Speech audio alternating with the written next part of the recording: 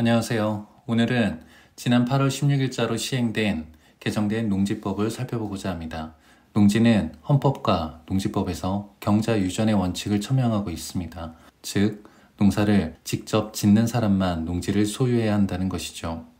우리 국토의 약 70%는 임야이고 도로 등 기반시설 그리고 도시지역을 제외하면 농지는 18.4%로 극히 적은 부분을 차지하고 있습니다. 그런데 이 적은 농지도 2014년과 2016년 농업진흥지역 관리 규정을 통해 농업진흥지역을 약 10만 헥타르 정도 해제하고 그에 따른 개발 수요가 증가하면서 대지로 형질 변경되어 농지는 갈수록 줄어들고 있는 추세입니다. 이는 식량 안보에 큰 위협이 되고 있는데요. 농지는 줄어들고 인구 고령화로 농사 지을 사람도 계속 감소하는 추세이므로 이는 단순한 규제를 넘어서 보다 강력하고 적극적으로 정부가 나설 수밖에 없는 상황이 되어버린 것입니다. 이러한 문제의식을 바탕으로 이번 농지법이 개정되었다는 것을 알 수 있습니다. 따라서 개정 방향을 살펴보면 농사를 짓지 않는 사람을 보다 규제하기 위한 방향으로 개정이 되었습니다. 대표적인 조항이 23조입니다. 농지법 23조는 농지의 임대차 또는 사용대차에 대한 규정인데 이 각 호에 규정하고 있는 경우 외에는 농지를 임대할 수 없게끔 제한을 두고 있습니다.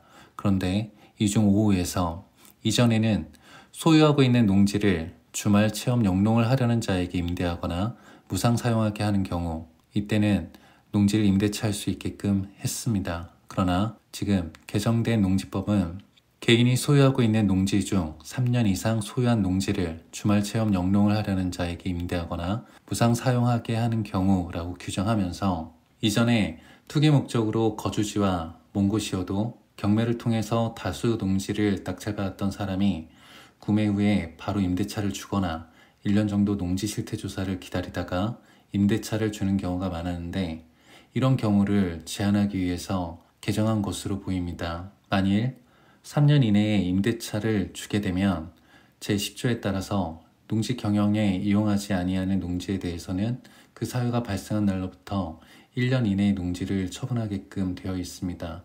따라서 처분 통지 대상이 되고 1년 이내에 세대원이 아닌 자에게 처분해야 합니다.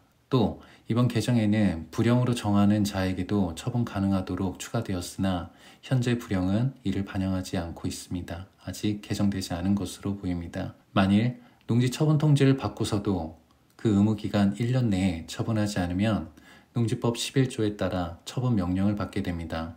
결국 투기 목적으로 여러 지역에 걸쳐 농지를 산 경우 앞으로 3년간은 임대차를 줄 수 없으므로 직접 농사를 지어야 한다는 부담감이 있고 만일 직접 농사를 짓지 못할 경우 처분 통지 대상이 되고 처분 명령까지 받을 수 있다는 진퇴양난에 빠지게 됩니다. 이는 직접 경작하기 어려운 농지는 처분하게 되는 결과를 가져올 것입니다.